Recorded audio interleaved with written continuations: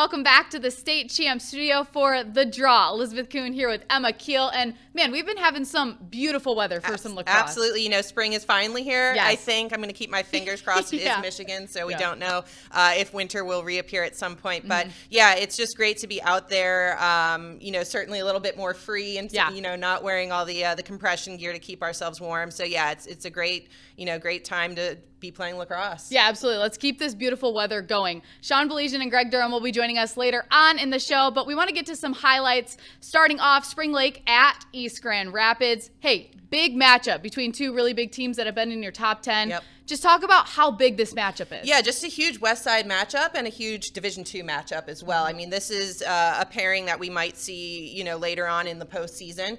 EGR coming out on top 10-6, 4-goal difference, honestly, in women's lacrosse is not that big of a difference.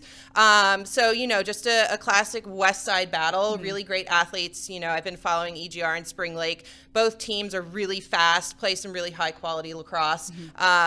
Just a tough and gritty win for EGR there to set themselves up as they head into the rest of their schedule. Yeah, and really, how big is this win going into the rest of their season? Yeah, I mean, again, all of those teams play such hard schedules. Yeah. And so I think just to be able to compete and get that win, is huge for them just in terms of, morale and building on what they're working on, every day at practice. It's obviously working. So, looking ahead, they have a tough schedule. So I think this win will definitely help them grow. Yeah, got to give some love to Spring Lake too. Like Absolutely. you said, a close matchup. Yep. What are they going to learn and continue, to take from this game moving forward? Yeah, I mean, it's really anyone's game heading into the rest of the season. Yeah. As I said before, Spring Lake super athletic, really working on connecting the passes. I think right now it just comes down to little things. Little hustle plays, 50-50s, draw controls, things like that. But when we get to the postseason, as is in any sport, we just went through March Madness. Postseason is anyone's game, and it's the team that shows up to play that day. So I'm excited. I think they're setting a really great stage as we head into May and then finally in June. And we want to give a shout out to some teams we haven't really talked a lot about yet. Traverse City United took on East Lansing. East Lansing got the win, 15-6. Hey, we've got great lacrosse all across the state. Absolutely, at all levels. And again, it's really exciting to see Traverse City United coming into the ranks of MHSAA lacrosse. This is their inaugural season, led by Coach Rich Axtell, who's been, involved in high school lacrosse for years in the state of Michigan. Very successful coach. So it's great to see the expansion and the growth of our sport. And when you get down to the game, pretty close game, at the half. It was 9-6, I think. And then, East Lansing really took off in that second half, led by Izzy Watson, who's a Central Michigan commit. So, just really exciting to see, again, the growth of the sport. These teams are competing. Traverse actually beat Saginaw Heritage recently. So they're in the win column, which is really great. And again, the growth of our sport, the expansion of our sport across the state is really exciting to see. Yeah, and talking about a new team, what does it really take? How does it take weeks? Does it take reps? What does it take for that team to really elevate? Yeah, it's interesting, and I have to admit I've never had a brand new team before. So, my hat really goes off to Coach Axtell in terms of being a pioneer in that regard. Number one, you have to get the kids to buy in. You have to get them to kind of believe what you're putting down and what you're throwing out to them, and get them to understand that while lacrosse is a skill-based sport, you can do it, and it's absolutely possible, and it is the most fun sport on the face of the earth. So, I think if you're surrounded by a great group of girls, great coach who's very enthusiastic, gets the team to buy in, it is a recipe for success. Hey, and moving on to a big matchup between Forest Hill Central and Grand Rapids Catholic Central. Hey, two top 10 teams, a dominating performance by Grand Rapids Catholic Central. They were able to get the big win, 18-4. Just talk about this group and how big this win is. It's a huge win for Grand Rapids Catholic Central. They've come up against Forest Hill Central in the past. Last year, actually, in the postseason, they did beat them, and I do think that that's kind of triggered in their minds that, they can compete with the best of the best out there on the west side and then ultimately in the state, led by Claire Morosi, Sarah Rott, Kate Marshall, three really talented, really highly skilled players, and then they just have such athleticism across the board on their team. So, 18-4, they're putting up some big numbers offensively, so I'm excited to follow them. I think there might be some mix-ups, some shake-ups on the west side this year. Yeah, absolutely. And we got the chance to sit down and talk with them. They were super excited. They sound like they're just having a great time this season. Let's check out that interview. Hello, everyone. We are joined now with some Grand Rapids Catholic Central players. We've got Claire, Sarah, and Kate joining us. Thank you guys so much for taking some time. Of course, we're so happy to be here. Yeah, and you guys, great season so far. You're undefeated. What's really working for this team so far? Honestly, Mr. Kuehl coming in was it was a big shift like we had to do last year. We loved her, but the team morale has just grown so much, and everybody's just super happy to be there. We're happy to be there. Everybody's best friends, and we're dominating on the field. So it's really showing in our lacrosse. Awesome. So, yeah, you mentioned last year a little bit. You guys, I think the latter half of your season was really great. You had some big wins, especially that big win over Forest Hill Central in the postseason. Do you think that kind of foundation is leading to your success now? Talk to me about how, you've grown from that moment as a team.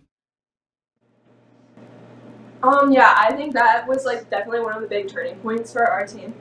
And ever since then, I think we kind of gained confidence from that and realized the potential we had. And I feel like this season we really showed that off. So. Yeah, and I mean, you guys aren't just going out and winning games this season. You're dominating. Talk about your work on the offensive end and really just what's working for this group. On the offensive end, we have a lot of strong players and that are all weapons, and we all have learned to work so well together over all these years, and I think it's all finally clicking. And a big change, I think we've also learned to play to everyone's strengths. We all are such different players, and I feel like we really have been doing a good job with that. Awesome. I mean, looking forward in the season, tell me about some of the big games that you're looking forward to, and what you guys kind of plan on handling the tough schedule that you have. Yeah, this Saturday we play DCD, and obviously we played them on Saturday, but it's going to be a different game, home. We're really, really excited for that game. We've also played Brighton, I think, next week. We're excited for that game, too, because we played them last year. We lost, and it was a really close game, but we're a whole different team, and I'm really excited for those two games coming up. Yeah, and we like to talk at State Champs Women about the recruiting process and kind of what that looks like. It's different for everyone. Can you guys just talk a little bit about what your process has looked like and, any tips or anything like that for anyone kind of going through that same thing? Yeah.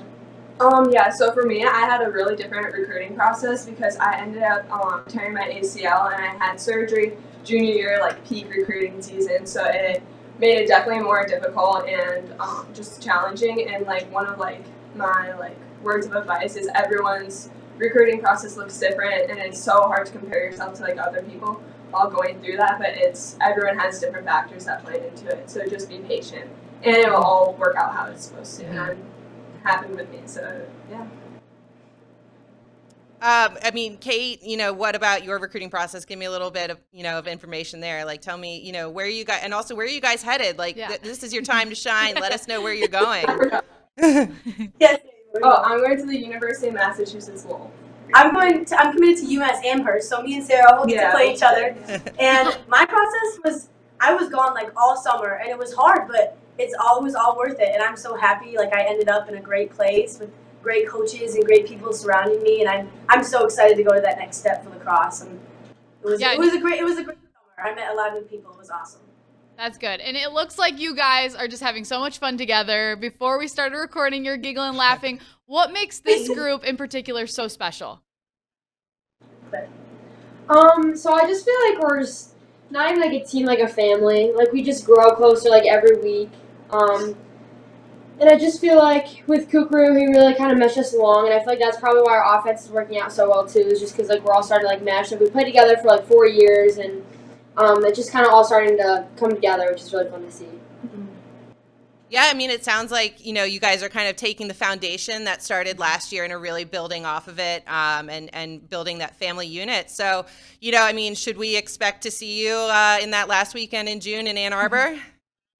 Oh, we hope so. Well, I look forward to it. I think, again, you guys play a super tough schedule, and obviously you guys are in the toughest region. But, I think right now we're seeing a lot of great things coming from your team. So I'm really excited to track you guys and, maybe see you end up against DCD or whoever from, the east side in that final in Ann Arbor. Yeah, and you guys are ranked number 1 this week in the Big Ten rankings. So, what does that say about this team? What's that say about the year? What's that say about the year to come? Just tell me a little bit about it.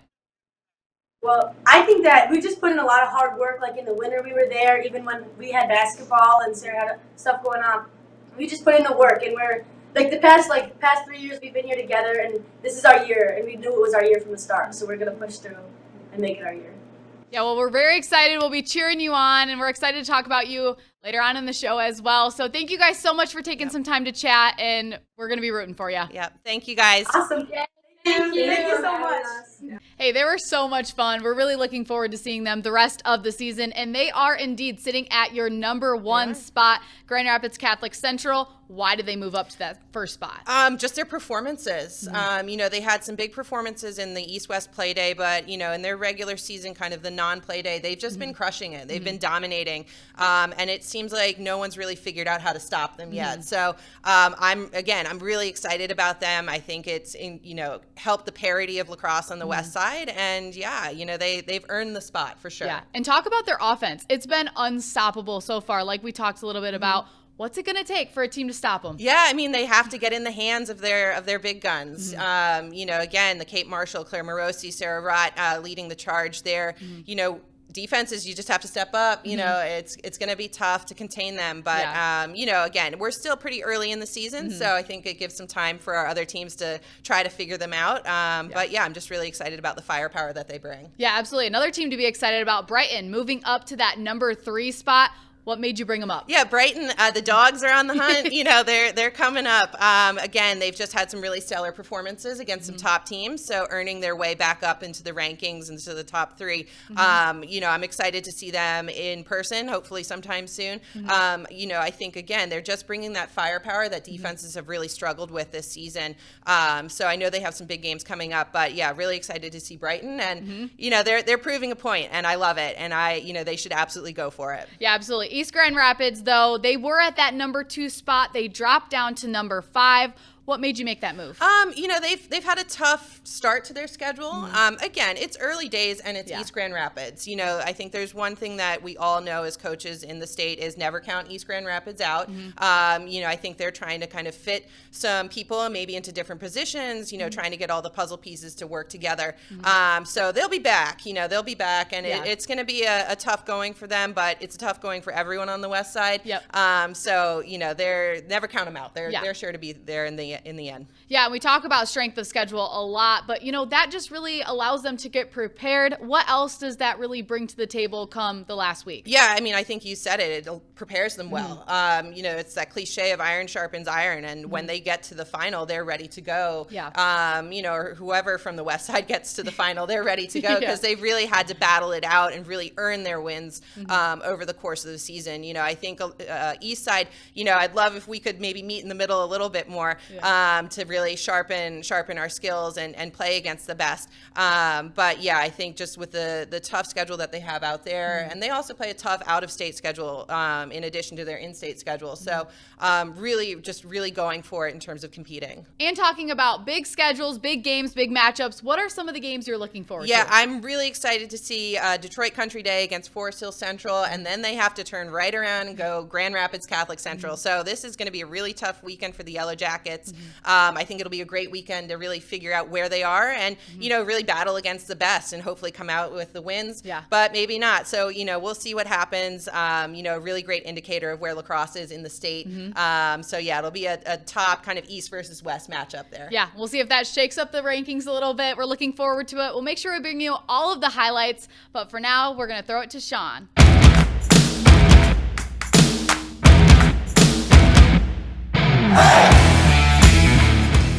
Well, thank you very much, ladies. Love what you're doing with the show, and now it's the boys' turn. My name is Sean Baligian, along with the coach, Greg Durham. Coach, always a pleasure to catch up with you and talk about this great game. Coming off another great week of lacrosse here throughout the great state of Michigan.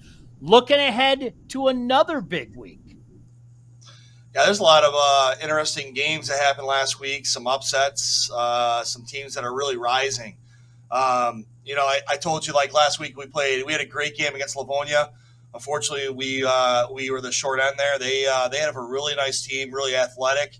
It's a great program going there, and that's something to be admired because for years Livonia didn't have a program, and now their program's starting to get some exposure. They're playing some better teams, and they beat us at the last 8 seconds of the game. It's just great game back and forth, but kudos to them.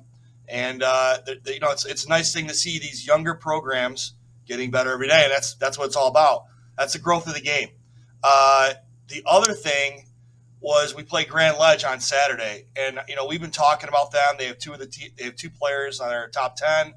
Landon Parker. All right, so this is the first time I've really seen him live. Right, he's their face-off guy. He is legit. I mean, and he is a man-child. I was like, holy! I talked to him when I shook hands in the line with him after the game. I'm like, you're a lot bigger than I thought you were. And he's like, I don't know, 6'3", 220, 230. He's just a monster guy. And he dominated the face-offs, as I expected. He's going to be one of the top players to come down to the wire here. He's just dominant. The other player they have is Tyson Cooper, number 24. I mean, he sees the field so well. His vision's unbelievable. Couple times he threw some seeds backside. I just like that's the kind of player you like, guy who doesn't score a ton of goals, but he has a ton of assists. Everybody feeds off of him. And Grand Ledge is a team to be reckoned with. I'm just telling you right now, they're one of the top. They're top 5 team. They're going to be top 3 in Division I right now. They had some tough games coming up ahead, but I really like their team. And they're really well balanced and they're well coached. So, but hearing that, Coach. Hearing that, and I love seeing the red turf. I'm going to say it again. I'm a big fan of the red turf. I don't care what people say. Boy, oh boy, give me that turf any day of the week. It's brighter now. The new turf's a little bit brighter than the old one. But it's a sight to see, right? No. I guess the game that I missed, I didn't see it, was the Birmingham United and South Lyon game. I know we also had a top 10 guy there, Brett Fedmeyer. I heard he played really well, which is nice to see. You're starting to see some of these guys that we put in the top 10 in the beginning of the year start to show why they're there. And that's what we want to see. So kudos to him and kudos to Birmingham for winning that game. Nick Stentz is a great coach, and, hopefully you'll see Birmingham up there as well. But it's a long season to go. Coach, we promised that there were some changes coming. There are some changes coming. We're going to get to that in a couple minutes. No doubt so many good things happening with the game. And one thing we've been following since you and I started chatting a couple weeks ago is the situation right now with the referees. Where are we at as you and I chat this Wednesday afternoon? I think it's fine. I'm not saying it's perfect. I haven't had any issues lately with refs. Now, granted, I only had 6 home games this year, so I haven't had to deal with it as many as like other programs. But it sounds like we're getting refs for all the games. Saturday, we only had 2 refs, which was fine. That's the way we used to do it anyhow. But we had 2 refs. There was no ref shortage for that day. Like I said, as long as we have some refs out there that can help us out and play the game that we love, and I can coach it. That's all that matters. That's what it's all about. It's about the kids. I see a lot of these refs coming out. They're familiar faces. I know most of them. I say, hey, thanks for being here. Because it's important. We need them to be part of the game because it helps us grow the game as well. So well said. No doubt about that. I think I can speak for everybody, Coach. We hope for everything to be rectified in regards to that. All right, you already gave us a sneak peek of the top 10. And just a reminder to everybody out there, this is a statewide top 10, regardless of division. Coach, let's take a full look now at that top 10. So the first 3 haven't changed. I played CC the other night, and they're a fantastic team. They're really well coached. They're athletic. They're not as deep as you would think, but they're very, very good. They have 4 or 5 midfielders. They have 3 solid attackmen. They have a decent defense. They have a solid goalie core. but it's like Catholic Central. They have 9 goalies in their program. It's like, I wish, can you just give us one? It's like, yeah, they have. I don't know where they gave like goalie factory over there. But it's funny. They have depth in certain spaces, but at other places they're not as good. But they're really a strong team. They're a top 2 team. I mean, it's them and Rice right now. That's their only loss right now. And then you got Country Day, who's continues to roll. They're fantastic. They have so many good players in their team. And then I put Grand Ledge up there because Grand Ledge, their one loss, I believe, is to Country Day by 2 goals. So you have four teams right there that are really close together. I think Grand Ledge has the best face-off guy in the state. I'll go for that. And then, Heartland's undefeated. They're 5-0. They're legit. They're solid. Forest Hill Central lost to Country Day. They haven't proven anything that they don't deserve to be in the top 10. They're still a solid team. The team to watch out for is 4-0 is Rockford. Yeah. Rockford is playing real well. They're playing. I mean, they're just consistent. From what I heard, they just keep getting better and better every week. Lake Orion, you can't count out Ron Hebert and his guys. The Dragons are playing real well. You got to like to see that OAA team. And then Grand Rapids Catholic Central, they're up there. They're a solid team. I mean, it's West Side, East Side. You had a little blend of both. And then you got Grand Rapids filling out the top 10. Those are all strong teams, and there's teams that are right on the cusp too. Like we have Birmingham. Like they were in the top 10. They bumped out a little bit, but they're close to 10. They're like 11. If we're going to put in that, Forest Hills Northern is a team to watch out for. They have a really couple strong players. It's just, and Clarkston's another one. I mean, Clarkston is another team I think is on the rise too. Brian Kaminsky's has got his guys playing well too. But it's a really, really balanced top 10. It's got some D2 teams. It's got some D1 teams. It's got private schools. It's got public schools. It's got it all parts of the state. And it's nice. I don't know. I think it's a pretty solid top 10. Yeah, and you know what? You talk about those unbeaten teams as well. I mean, Cougs, if I'm not mistaken, are unbeaten with Grand Rapids Catholic Central. And, Coach, the opportunity exists there to tell everybody, hey, listen, we belong higher. We're going to be a force to be reckoned with come playoff time. And that's the beautiful thing is we continue to watch this great game grow throughout the great state of Michigan. Once again, he is the coach, Greg Durham, the head guy at Orchard Lake St. Mary's. My name is Sean Baligian. Well, we practice what we preach. We said to you guys last week that some changes were coming to our top 10 list. And Coach, you know what? I know you did some homework. You talked to some guys. You talked to some coaches, et cetera, et cetera. And, yeah, those changes came this week.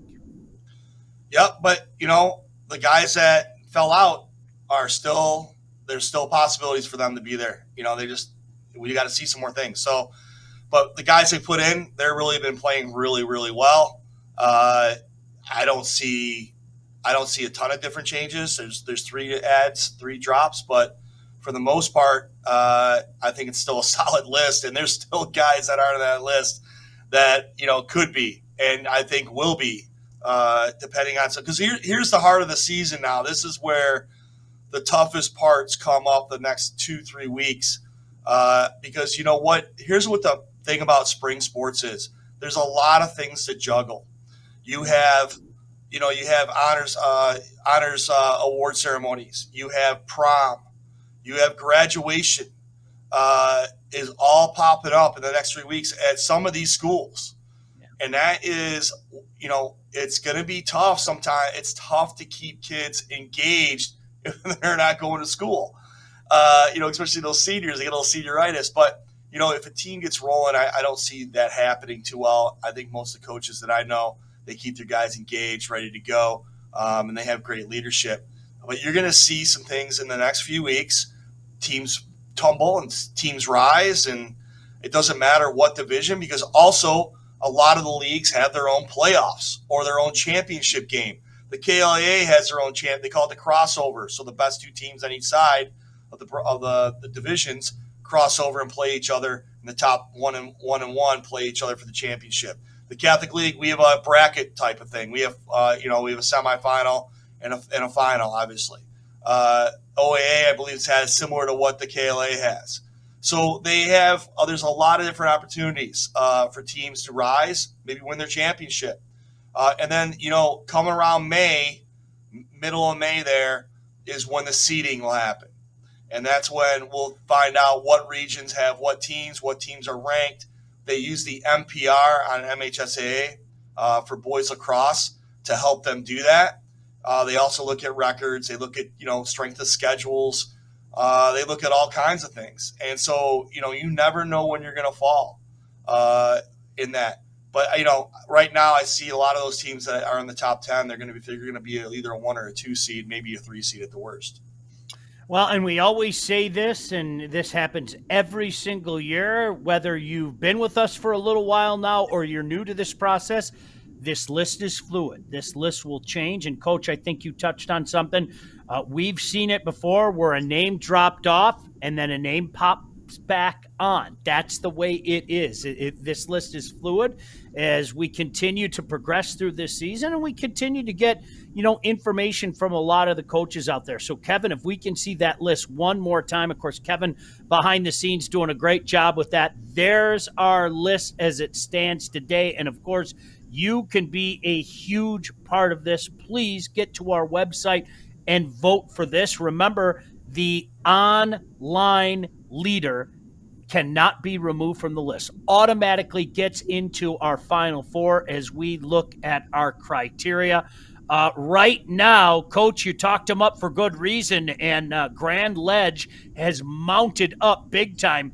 Landon Parker leading the way with 36% of the vote. So, hey, listen, Grand Ledge, your guy is on that list for good if he can stay atop of that list. So this is the opportunity for you to allow your voice to be heard and get your guy automatically into that Final Four. When the season ends, we go by our criteria. That is our law, so to speak, and we'll figure out who deserves this. But, Coach, I'm going to reiterate what you just said. I think we're very happy with this list right now. Again, I'm telling you, what you just saw is not the way it's going to end. Guys have a chance to make a statement through the next few weeks of this season. And the list is very balanced. It's from all over the state. That's what's great about this list. But we'll see. We'll see you next week. And here's a big thing: if you're a lacrosse fan and you might not have a player on there, well, vote for some of these guys. See what back up the guys in your league or whatever it may be. There's so many great players on this list, and it's just great kids. And I want and a lot of these guys are being heavily recruited, and a lot of them are already committed. Take a look at that. Take a look and see where they're going. Maybe get out and catch a game, and that's the best thing for us to have our fans to go see these kids play. No doubt. Speaking of which, boy, are you a pro? You walked right into that. What a setup. He tossed himself a softball. Some darn good games this weekend, an opportunity to go out and see some of these games. Coach, what are some of the games that you're looking at this weekend? I think that Pioneer, I'm always interested in, cross town rivals, Pioneer at Skyline. I'm not sure who's going to win that game. I think it will be a battle because it just is. It's a cross-town rivalry, right? Then you have kind of an old KLA matchup. Walled Lake Western isn't in the KLA anymore. They're at Livonia United. Livonia United, I saw them. They're pretty good. But Walled Lake Western, I know, is having a good season too. And then on Saturday, there's a bunch of games. Battle Creek Lakeview at Brighton. I think that'll be a good game. I like Battle Creek Lakeview's program. I played them a couple of years ago. I was very impressed with it. It's growing. Being on the west side of the state there, southwest side of the state, you'll see some athletes out of there. You got Forest Hill Central at Grand Ledge. Wow. If I could be at a game, that's one of the games I want to be at. And then you got Brother Rice at Heartland. That is, state final repeat from 2 years ago. There's different players in that team now, but, the rivalries, it's brewing. That'll be a barn burner. It's at Heartland. And then, this is the game I really like to see also is Lake Orion at Rockford. That should be a great game. You got great coach, Ron Hebert, legend. We've had him on here. He can't. What I was going to ask. And Rockford's that rising young team, and they got a lot of solid players.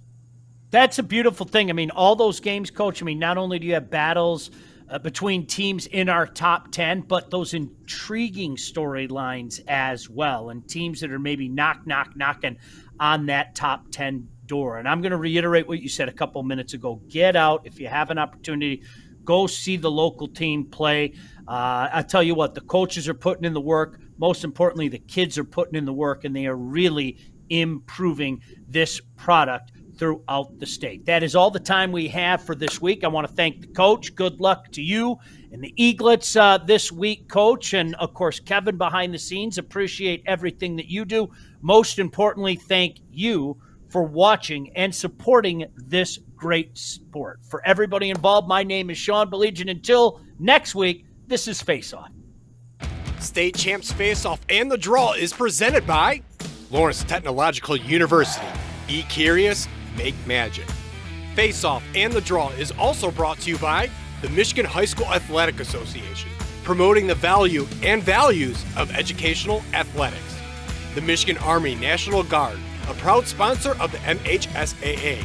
Warrior Lacrosse, Michigan-based, Michigan-built. Visit warrior.com. And the Detroit Athletic Club Foundation's Michigan High School Male and Female Athlete of the Year Award.